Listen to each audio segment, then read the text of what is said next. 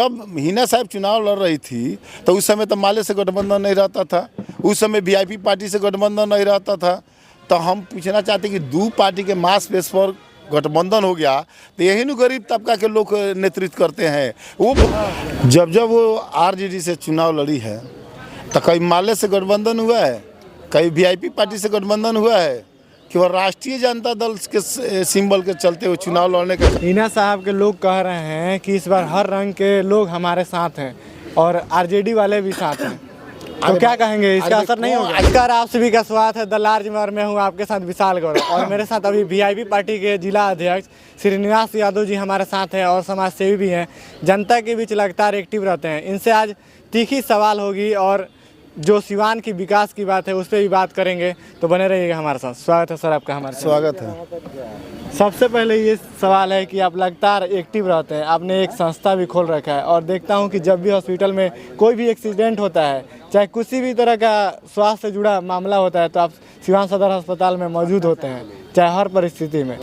ये बताइए कि सिवान के लोगों को आज भी पटना और दिल्ली का रुख करना पड़ता है, गोरखपुर का रुख करना पड़ता है अच्छे स्वास्थ्य सेवा के लिए, ये कब तक निजात दिलाइएगा आप लोग? अब देखिए, अभी तक ले जितने भी सांसद हुए लगातार वो व्यक्ति सिवान के बारे में सोचने के काम नहीं किए। लंबा समय से जो व्यक्ति नेतृत्व के जो पार्लियामेंट में जाते हैं वही व्यक्ति बढ़िया से बढ़िया संस्था को अपने जिला में ला सकता है। बाकी दो बार व्यक्ति, एक व्यक्ति निर्दलीय थे, एक व्यक्ति एक बार बीजेपी से चुनाव जीते हैं और तीसरा व्यक्ति भी चुनाव जीत के गए। बाकी सिवान के मास बेसिस पर कैसे विकास हो, चाहे उद्योग धंधा लगे या हॉस्पिटल के स्वास्थ्य के प्रति मैंने नहीं सजग हुए, जिसका परिणाम है कि आज भी सिवान जिला के जो अनुमंडल अस्पताल है उस सदर अस्पताल को उसको दर्जा नहीं मिला, अनुमंडल ही अस्पताल के दर्जा मिला। तो अनुमंडल स्तर के जो क्वालिटी है, जो सुख सुविधा है बिहार सरकार की ओर से वही सुविधा मिलता है, जिला अस्पताल के तो सुविधा नहीं मिलता है, जिसके चलते हमको लगता है कि बढ़िया क्वालिटी के डॉक्टर भी नहीं है और नहीं उतना हर मेल के दावा भी है, नहीं ऑपरेशन करने का हर सुख सुविधा नहीं है, जिसके चलते बाहर रेफर कर दिया जाता है। ये सवाल तो आप जिस प्रत्याशी के लिए आप अभी कैंपेनिंग कर रहे हैं, महागठबंधन में आप लोग हैं, उनके लिए भी तो लागू होता है, क्योंकि वो भी सिवान सदर से विधायक भी रहे हैं कई बार के और स्पीकर भी रहे हैं, तो कहीं ना कहीं वो भी अगर प्रयास करते तो सिवान में विकास हो सकता था ना?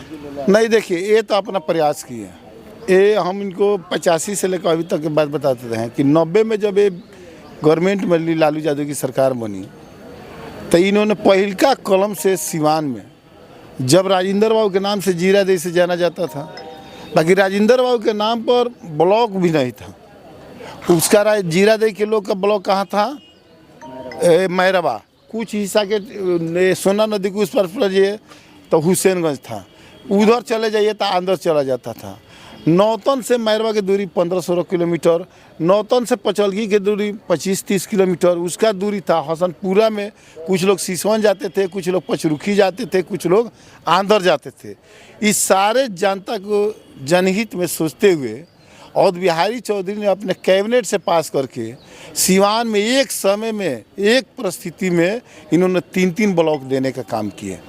विकास इसको कहा जाता है। रोड नाला नली तो आज बनेगा बिगड़ेगा, पहले 12 फीट रोड था, आज 80 फीट हुआ है कि नहीं।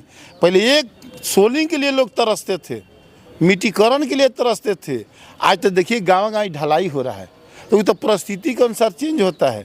बाकी निश्चित तौर पर जिस समय मिट्टीकरण के लोग तरसते थे तो यही और बिहारी चौधरी उस समय ग्रामीण मंत्री थे, इन्होंने अपने क्षेत्र में लोग तरसते थे दूसरे विधानसभा के कि हमारे यहाँ तो सोलिंग हो जाएगा। बाकी अपने कॉन्स्टिट्यूएंसी के पूरे नक्शा, जिस तरह भारत सरकार में ग्रामीण मंत्री थे रघुवंश बाबू, तो जब बजट पेश कर रहे थे न, उस समय बिहार में राबड़ी देवी चीफ मिनिस्टर थी, तो वहाँ 13 मिनिस्टर बिहार के थे राष्ट्रीय जनता दल से। और जब बजट ग्रामीण बजट पेश हो रहा था तो पूरा देश में हल्ला हो गया कि देश का बजट नहीं है, ये बिहार का बजट है। उन्होंने ने प्रोजेक्ट दिया, रघुवंश बाबू ने आज जिंदा नहीं है, उन्हीं के देन है कि आज बिहार में रोड नाला पुल पुलिया बना है। आज संजोग से सरकार चेंज हो गई, नीतीश बाबू के 2005 में सरकार हो गई, फंड तो आ गया और उसी फंड को काम हुआ तो नीतीश कुमार का नाम हो गया।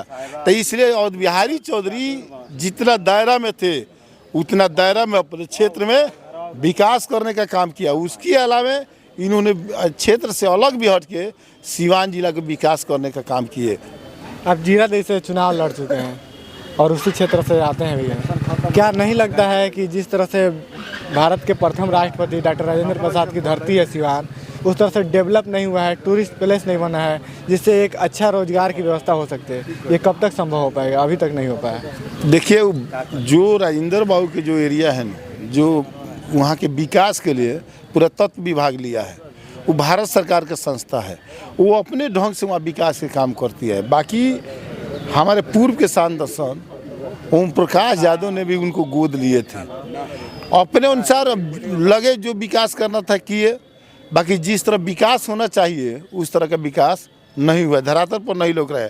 बाकी निश्चित तौर पर उसी जीरादेई में अवध बिहारी चौधरी जब विधानसभा के अध्यक्ष हुए, यही वहाँ पर जो वृद्धाश्रम था, वहाँ लोग बहुत दिनों से माने 90 बीघा जमीन, माने 90 एकड़ जमीन एकत्रित किए थे भैंसा खाल में।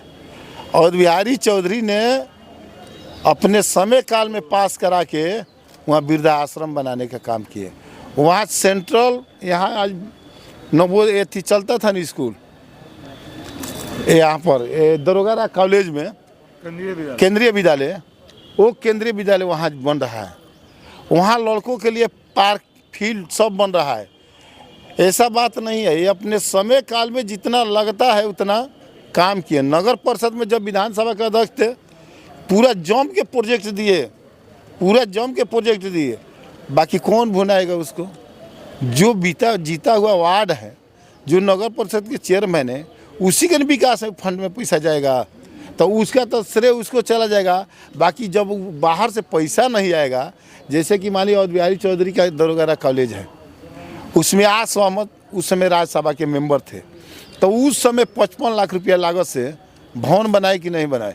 बाकी आस मोहम्मद अंसारी का कोई नाम जानता है? नहीं जानता है। कौन बनाया? तो अवध बिहारी चौधरी बनाए।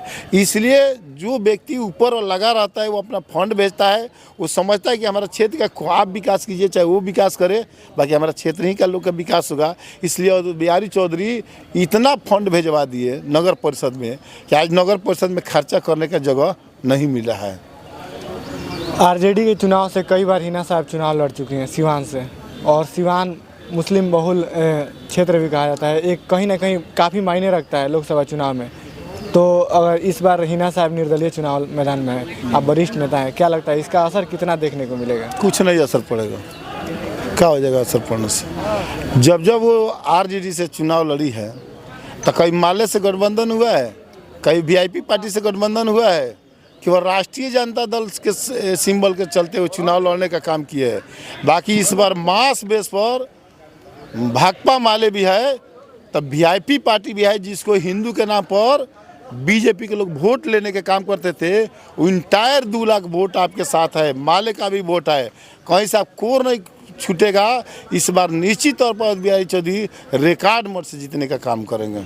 हिना साहब के लोग कह रहे हैं कि इस बार हर रंग के लोग हमारे साथ हैं और आरजेडी वाले भी साथ हैं, तो क्या कहेंगे, इसका असर नहीं होगा? अच्छा ये बताइए ना, कौन ऐसा उम्मीदवार है उसके जात हर जाति समाज के लोग नहीं रहते? ये हमको बताइए ना, कोई है ऐसा? कोई एक साधारण व्यक्ति 20 आदमी नॉमिनेशन किया है नू, आज क्लियर है एक आदमी है कि हर व्यक्ति चुनाव लड़ता है तो हर जाति समाज के लोग उसके साथ रहते हैं।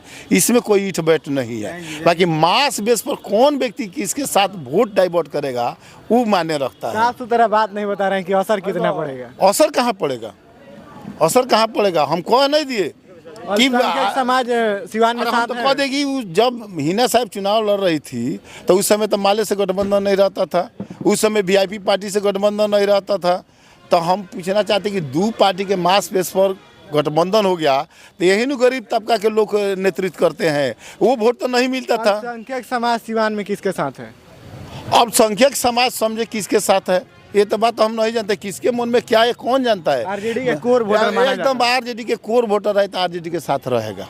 ये बात समझिए, पूरे बिहार में देश में संविधान बचाना है, तो इसलिए निश्चित तौर पर लोग महागठबंधन के साथ रहेंगे। पूरे बिहार का सर्वे देख लीजिए, देश का सर्वे देख लीजिए, जहाँ जहाँ चुनाव रहे वहाँ भी देख लीजिए, सारे लोग एक साथ मत देने का काम करते हैं।